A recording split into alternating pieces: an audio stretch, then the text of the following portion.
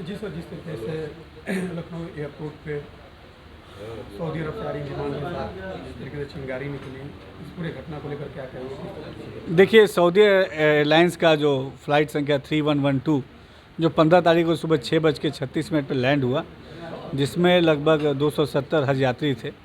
Land होने के बाद मैंने लैंड जब पूरी प्रॉपर तरीके से लैंडिंग हो गई, उसके बाद कुछ टेक्निकल छोटे से एक दो समस्याएं दिखी एयरपोर्ट अथॉरिटी को, जिसको तुरंत ही एयरपोर्ट अथॉरिटी ने उसको रिजॉल्व भी कर लिया उस इशू को।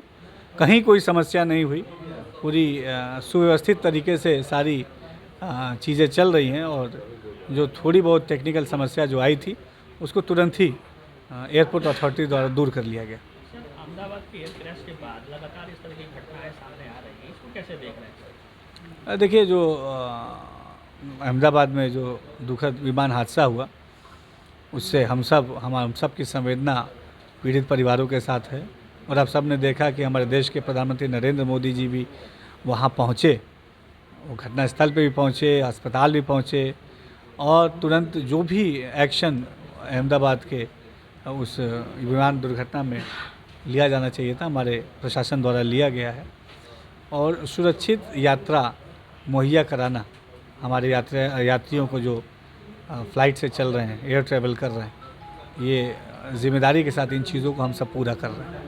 सर, आप हज यात्री थे, आप हज के बोर्ड के चेयरमैन भी हैं उत्तर प्रदेश के, इस हैसियत से कैसे देखते हैं इसको? देखिए, पूरी जो हज यात्रा का सफ़र हुआ, जिसमें लगभग उत्तर प्रदेश से 14,000 हज यात्री उत्तर प्रदेश से गए।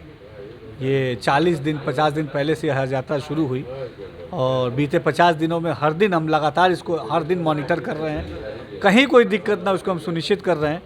एक जो हज ये जो लैंडिंग में कल 15 तारीख को जो SV 3112 जो सऊदी एयरलाइंस जो लैंड हुई, इसमें लैंड होने के बाद, लैंडिंग के दौरान नहीं, टेक ऑफ के समय नहीं, लैंडिंग के समय नहीं, लैंड होने के बाद जब खड़ी हो गई फ़्लाइट, उस समय कुछ टेक्निकल दिक्कत, बहुत माइनर दिक्कत आया, जिसको तुरंत ही वहाँ के अथॉरिटीज़ ने दूर भी कर लिया है। और कोई भी हमारा हज यात्रियों को या किसी भी पैसेंजर को कोई दिक्कत नहीं हुई। सारी चीज़ें बहुत सकुशलता के साथ संपन्न हो रही हैं।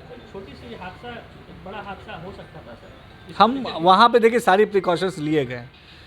कोई भी फ़्लाइट लैंड होती है तो प्रिकॉशन के तौर पे वहाँ पे एम्बुलेंस की गाड़ी खड़ी रहती है पहले से, फायर ब्रिगेड की गाड़ी पहले खड़ी रहती है, और लगातार जो अथॉरिटीज़ है वो वहाँ पे लैंडिंग के समय मौजूद रहती है, ताकि अगर कोई भी समस्या आए उसको तुरंत दूर कर लिया जाए। कल भी जो 15 तारीख को एक छोटी सी समस्या जो सामने आई, तो वहाँ पे